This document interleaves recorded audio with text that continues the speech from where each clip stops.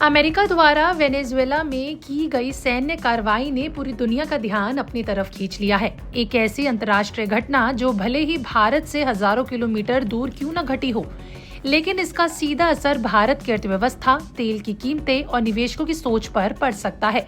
सवाल यही है कि इस घटनाक्रम का भारत पर क्या असर होगा और आम आदमी को इससे कितना फर्क पड़ेगा।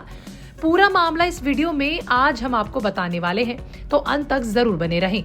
सबसे पहले आपको बता दें कि वेनेजुएला के पास दुनिया का सबसे बड़ा कच्चे तेल का भंडार है। अनुमान है कि वहां करीबन 303 बिलियन बैरल तेल मौजूद है। अमेरिका की इस कार्रवाई के बाद अब वेनेजुएला का तेल एक बार फिर वैश्विक चर्चा का केंद्र बन गया है। अमेरिकी राष्ट्रपति डोनाल्ड ट्रंप ने साफ कहा है कि अमेरिकी वेनेजुएला के तेल सेक्टर में बड़े स्तर पर निवेश करेगा, इंफ्रास्ट्रक्चर सुधारेगा और उत्पादन बढ़ाएगा। इसका सीधा मतलब है कि आने वाले समय में वेनेजुएला का तेल वैश्विक बाजार में ज्यादा आक्रामक तरीके से उतरेगा। अब सवाल उठता है कि इससे भारत को क्या नुकसान और क्या फायदा हो सकता है। तो सबसे पहले भारत की अर्थव्यवस्था की बात करते हैं। भारत और वेनेजुएला के बीच व्यापार बहुत सीमित है। कारोबारी साल 2023-24 में दोनों देशों के बीच कुल व्यापार करीबन 1.2 बिलियन डॉलर का हुआ। यानी अगर वेनेजुएला में बड़ा राजनीतिक या फिर आर्थिक बदलाव भी होता है तो उसका सीधा झटका भारतीय अर्थव्यवस्था को नहीं लगेगा। यही वजह है कि एक्सपर्ट्स मानते हैं कि भारत की जीडीपी या फिर व्यापार संतुलन पर इसका कोई असर नहीं पड़ने वाला है। तो इससे ये है कि भारतीय लोगों पर सीधा असर नहीं होगा, यानी ये है कि भारतीय लोगों के लिए खतरे की घंटी नहीं है।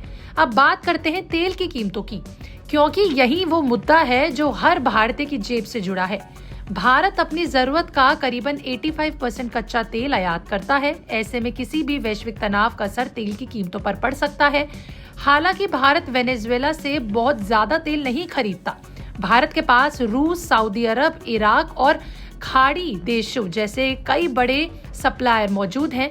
इसका मतलब है कि अगर वेनेजुएला से सप्लाई प्रभावित भी होती है तो भारत के लिए तुरंत कोई संकट खड़ा नहीं होगा। फिलहाल यही संकेत है कि कच्चे तेल के दामों में कोई बड़ी उछाल नहीं आएगी, लेकिन आने वाला वक्त ही बताएगा कि क्या हो सकता है। लेकिन एक अहम पहलू ये है कि अगर अमेरिका वेनेजुएला में तेल उत्पादन तेजी से बढ़ाता है और उसे वैश्विक बाजार में उतारता है तो लंबे समय में तेल की कीमतों पर दबाव भी हो सकता है। यानी भविष्य में भारत को सस्ता तेल मिलने की संभावना से भी इनकार नहीं किया जा सकता। ये भारत जैसे बड़े आयातक देश के लिए राहत की खबर हो सकती है। अब बात करते हैं भारत की सरकारी तेल कंपनियों की। भले ही भारत और वेनेजुएला का व्यापार कम हो, लेकिन भारत ने वहां के तेल क्षेत्र में बड़ा निवेश कर रखा है।